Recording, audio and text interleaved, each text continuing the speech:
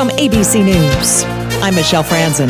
The manhunt for the Brooklyn subway shooting suspect ending with an arrest today in Manhattan. U.S. Attorney for the Eastern District of New York, Brian Peace, says so far Frank James is facing a federal terror charge. He will be arraigned in federal court in Brooklyn, and if convicted, he will face a sentence of up to life imprisonment. Brooklyn City Councilman Kalman Yeager credits everyone, including the man who called police after spotting the suspect in the East Village. Officers drove around the block and found him. That's exactly old-fashioned police work.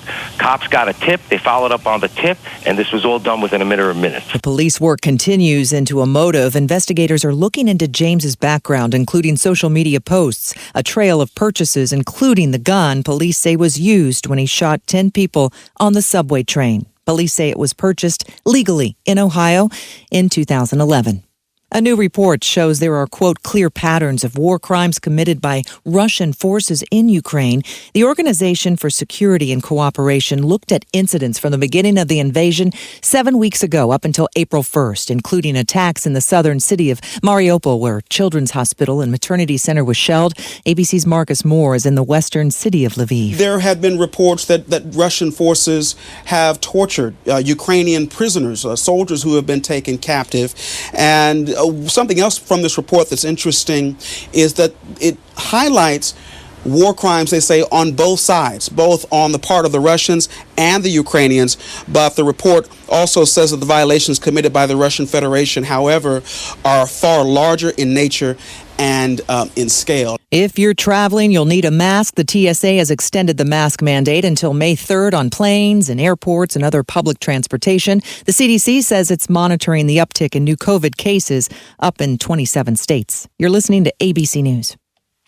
During meetings with her Swedish counterpart in Stockholm, the Finnish prime minister says her country is now seriously considering joining NATO in the wake of the Russia invasion in Ukraine. The political discussion phase has already begun in Finland, and as Sanna Marin says, a decision on whether to approach NATO for possible membership could happen soon. I won't give any kind of timetable when we will make our decisions, but I think it will happen quite fast, within weeks, not within months. Starting off the formal parliamentary process, a government-commissioned security report laying out a number of options.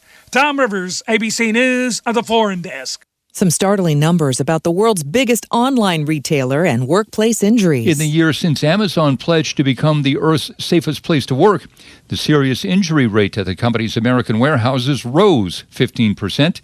An Amazon statement says the company's rising injury rate was similar to industry-wide trends. ABC's Jim Ryan.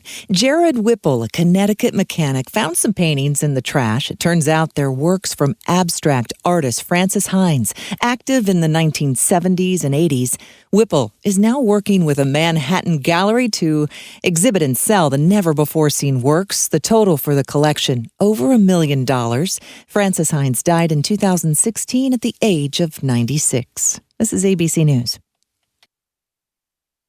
ABC News honored winner of 9 Edward R. Murrow Awards, more than any other network, including winning the award for overall excellence in both television and radio. ABC News is America's #1 news source.